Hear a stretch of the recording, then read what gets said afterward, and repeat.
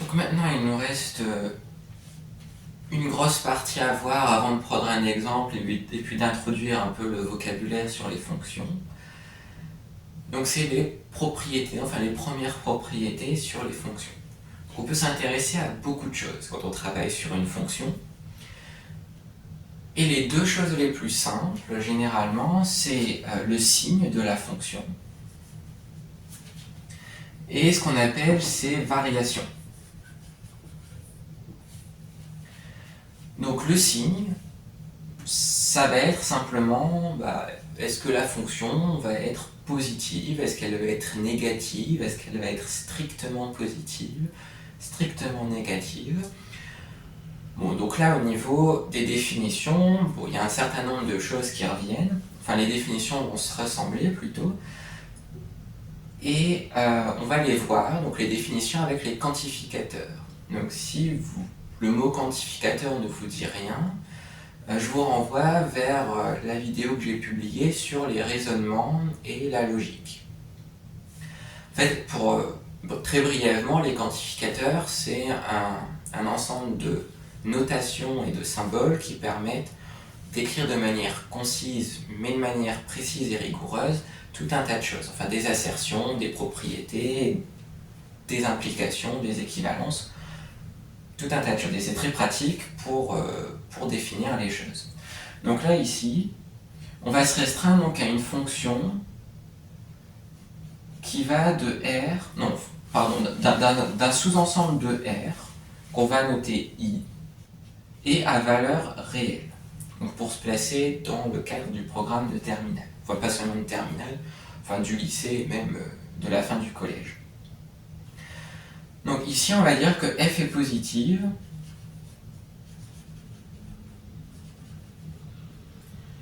Ça veut dire que pour tout élément de i, donc que je note x, donc ça, ce quantificateur-là, c'est-à-dire quel que soit ou pour tout, donc là, quel que soit x appartenant à i, f de x est positif.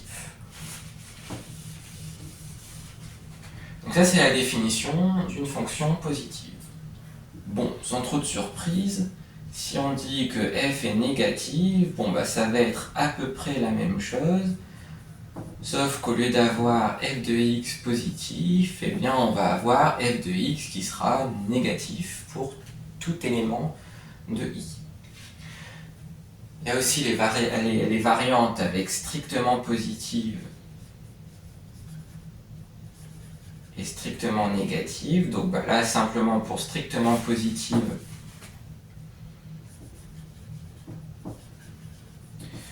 au lieu d'avoir une inégalité large, on va avoir une inégalité stricte. Donc f de x sera strictement supérieur à 0. Et pour la variante strictement négative, je pense que vous voyez ce qui va arriver, c'est qu'on va avoir, donc, pour tout x appartenant à i, f de x sera strictement inférieur à 0. Donc, c'est les 4 définitions qui traitent du signe d'une fonction. Elles se ressemblent beaucoup, elles ne sont pas très compliquées, mais c'est important d'être capable de les écrire entièrement, c'est-à-dire pas seulement écrire f de x est supérieur ou égal à 0, mais bien aussi sur quel ensemble l'assertion doit être vérifiée. Donc là, c'est ce qui concerne le signe de f. Et puis on va passer sur maintenant les variations. Avoir une idée intuitivement de ce qu'est une fonction positive, une fonction négative, c'est assez direct. Pour les variations, c'est aussi assez intuitif, mais la définition avec les quantificateurs l'est un peu moins. Donc, si on fait un petit dessin, on se doute qu'une fonction croissante, ça va être une fonction qui monte. Donc ça, c'est un exemple de fonction croissante. Et ça, si on fait la même chose avec une fonction décroissante, on aura par exemple ceci. Donc la question, c'est maintenant, avec un dessin, on peut voir très bien ce qu'est une fonction croissante, ce qu'est une fonction décroissante, mais il faut être capable de le formaliser avec des quantificateurs. Donc ça veut dire quoi être croissant? Ben, ça veut dire que si on prend deux nombres qui appartiennent à l'ensemble de départ, donc là l'axe des abscisses, on va avoir par exemple a et b. Si la fonction est croissante, ben ça veut dire que f de a sera plus petit que f de b. Donc une fonction croissante, c'est une fonction qui conserve l'ordre. C'est-à-dire que là, on avait a qui était plus petit que b. Comme elle est croissante, on a f de a qui est plus petit que f de b. Bon, si vous avez compris ça, normalement, le cas où la fonction est décroissante ne devrait pas poser de problème.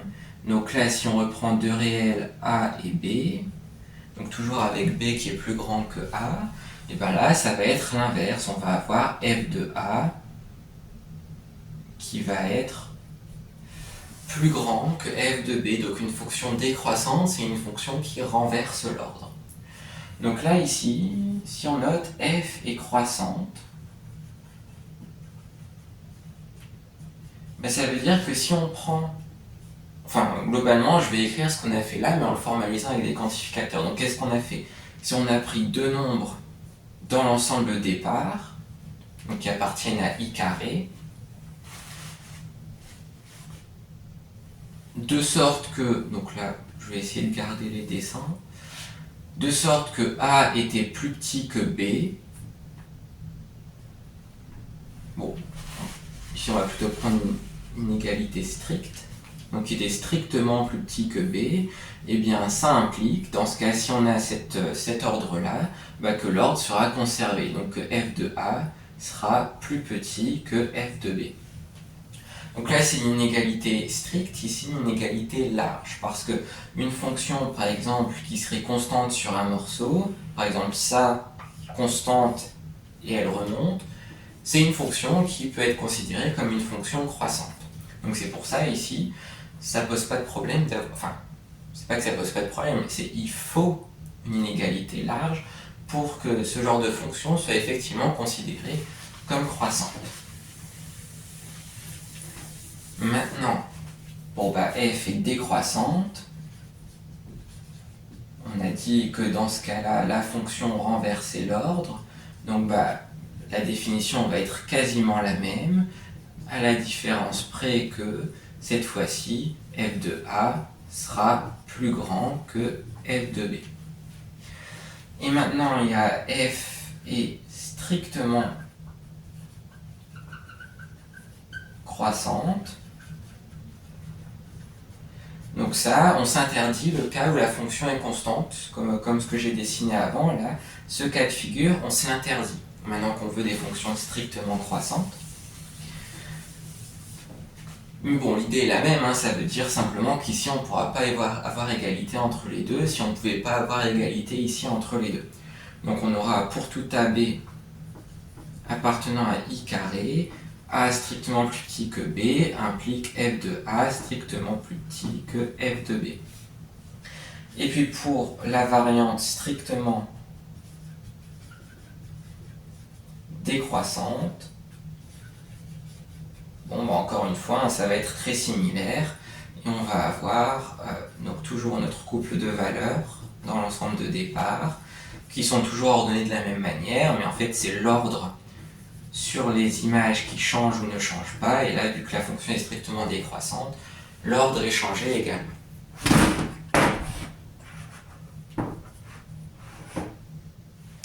Donc l'ordre est changé également. Donc voici encore une fois les définitions avec les quantificateurs qui correspondent aux situations qu'on avait dessinées juste avant, et à partir desquelles on a trouvé la définition générale et formelle.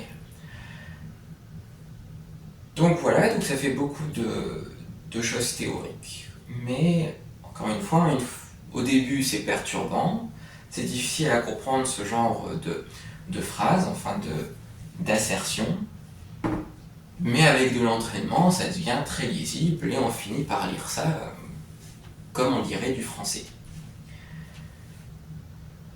Donc maintenant il reste une chose à discuter, et puis je pense que la vidéo va être déjà assez longue, donc Je ferai peut-être des exemples dans une autre vidéo. Mais c'est simplement le vocabulaire. Donc, comme pour à peu près toutes les notions en mathématiques, il y a un certain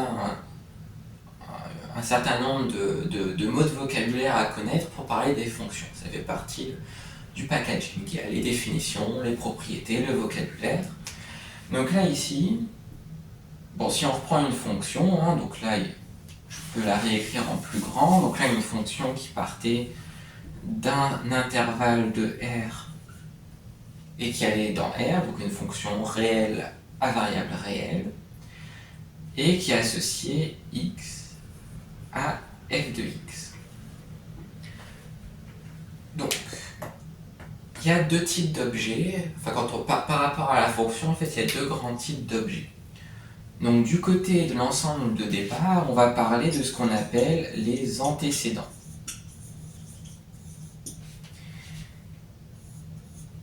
Et de l'autre côté, on parlera plutôt d'images. Donc c'est les deux grands mots de vocabulaire, enfin, en fin de compte, il n'y en a pas tant que ça, mais il faut les connaître. Ce qui veut dire, par exemple, que x, on va dire x est un antécédent de f de x par la fonction f. Et f de x, c'est l'image de x par la fonction f. Et il faut faire attention. Parce que si vous avez fait attention à ce que je viens de dire, au choix des mots que j'ai employés, en particulier des déterminants, j'ai dit x est un antécédent de f de x. J'ai utilisé un antécédent. Et j'ai dit f de x c'est l'image de x. Donc dans un cas, j'ai un article défini, dans l'autre cas, indéfini. Et en fait, ça a à voir avec ce qu'on a dit au début, avec les deux ensembles, nos petits dessins, donc avec l'ensemble E et l'ensemble F. À un moment, donc on avait un certain nombre de croix, donc ce ne sera pas exactement le même schéma, mais ça y ressemble. Et donc les liens entre les deux ensembles, bah, disons, prenons ça, ça, ça, et puis ceci. Donc ici, on avait dit, au niveau des restrictions sur le nombre de liens entre les éléments, quand on partait d'un ensemble, enfin d'un élément de l'ensemble de départ, il y avait un seul lien, donc il y aura une seule image. Donc c'est pour ça qu'on peut dire que f de x, c'est l'image de x par la fonction f, parce que c'est la seule image, il n'y en a pas deux, donc on peut utiliser un article de type la, le, l'. A l'inverse, ici on avait dit que ça ne posait pas de problème si un élément était relié, enfin un élément de f était relié à plusieurs éléments de E. Ce qui veut dire qu'un élément de f peut avoir soit 0 antécédent, si on a un élément isolé, par exemple cet élément. Il peut avoir un antécédent, comme les deux éléments ici, ou il peut en avoir plusieurs, 2, 3, 4, enfin la quantité que vous voulez, peu importe. Et donc c'est pour ça qu'il faut bien parler d'un antécédent. Parce que là, ici, cet élément-là, on ne peut pas dire que c'est l'antécédent de cet élément-là, vu qu'il y en a un deuxième qui est ici. Donc attention au choix de vos articles et de vos déterminants. Dans un cas, c'est l'image. Donc f de x est l'image de x. Dans l'autre, c'est un antécédent. X est un antécédent de f de x. Il y a une autre chose sur ces petites subtilités, qui sont des subtilités mais qui sont très importantes. Hein. N'allez pas dire x est l'antécédent de f de x, ça fait très mauvaise impression. Et dans ce même genre d'idées et de subtilités, j'aimerais terminer la vidéo par expliquer la différence entre f et f de x. Parce que pareil, il y a des choses qui sont pas belles à dire et qu'il faut éviter de dire quand on inverse par exemple f et f de x. Donc f de x, c'est un nombre. Enfin, quand on travaille avec ce type de fonctions là qui sont à valeur dans R, en tout cas, c'est un nombre. F, c'est la fonction.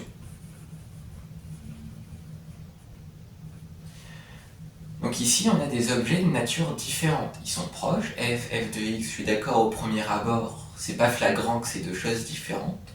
Donc c'est pour ça que je vous le dis, justement, parce que c'est pas forcément très intuitif. mais ce sont des choses différentes. F, c'est la fonction, donc c'est l'ensemble des liens qui existent entre les éléments. Et f de x, c'est un nombre. C'est la valeur que prend la fonction quand on prend l'élément de départ x. Donc on pourra dire, par exemple, que f de x est positif, donc ça veut dire que la valeur prise par f en x est supérieure à 0. On pourra aussi dire que f est positif, on l'a fait tout à l'heure quand on parlait du signe de la fonction. Par contre, on ne pourra pas dire que f de x est croissante ou f est croissante. Donc là, j'ai effacé, mais là, tout à l'heure, j'avais noté f est croissante, f est décroissante, f est strictement croissante, f est strictement décroissante. Ça aurait été faux d'écrire f de x est croissante, par exemple, parce que f de x, c'est un nombre. Donc il a une valeur fixe et déterminée, qui dépend de x. Donc en fonction de la valeur de x, on ne tombera pas sur le même nombre, mais ça reste un nombre, qui dépend de x, mais c'est un nombre. Donc un nombre, il a une valeur précise. Il ne change pas au cours du temps, donc il n'est pas croissant, il n'est pas décroissant, il est constant. Donc ça serait faux de parler d'une fonction f de x croissante. D'ailleurs, pour la même raison, ne dites pas la fonction f de x, c'est la fonction f. Donc encore une fois, c'est une subtilité, mais une subtilité qui est importante. C'est pas forcément intuitif la première fois qu'on travaille avec des fonctions, mais il faut faire attention à ce genre de choses. Parce que c'est ce genre de choses qui vous fait dire soit des choses vraies, soit des choses fausses. Et entre les deux, il vaut mieux dire des choses vraies. Donc voilà, je vous invite vraiment à faire attention à ce genre de petites subtilités.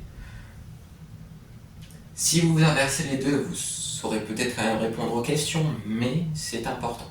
C'est pas un détail, même si c'est pas grand-chose, ça n'est pas un détail. Donc au final, bon, je pensais donner des petits exemples de fonctions dans cette vidéo, mais je pense qu'elle va être déjà assez longue, enfin plus longue que ce à quoi je m'attendais. Donc on va terminer la vidéo sur ces petits points de vocabulaire et puis ces quelques subtilités sur le choix des articles, l'image, un antécédent, la fonction f, le nombre f de x. Et puis je proposerai des exemples dans une vidéo ultérieure pour pouvoir un peu manipuler aussi les fonctions, enfin les définitions et les propriétés qu'on a vues là juste avant. Donc je vous invite surtout, si vous êtes habitué à manipuler les quantificateurs, à réécrire les définitions, à essayer de les apprendre, surtout de les comprendre. Commencez peut-être par les définitions, enfin ce qui concerne le signe d'une fonction, parce que c'est un peu plus simple que les variations. Et puis vous pouvez refaire les schémas qu'on a fait avec les fonctions croissantes, donc 2 réels, A, B, les images correspondantes, f de A, f de B, puis voilà, vraiment internaliser et vous rendre compte par vous-même qu'effectivement une fonction croissante conserve l'ordre. Puis voilà, une fois que vous aurez bien compris ces définitions, vous serez capable de les réécrire. Là, normalement, quand vous vous intéresserez à des fonctions précises, par exemple, admettons, f de x est égal à 3x moins 3, bon, normalement, ça ne vous posera pas de problème. C'est toujours beaucoup plus difficile de travailler dans le cas général que dans un cas particulier. Mais c'est important d'être capable d'écrire des choses générales. Donc voilà, j'espère que cette vidéo vous aura aidé d'une manière ou d'une autre, et puis je vous dis à bientôt dans une prochaine vidéo.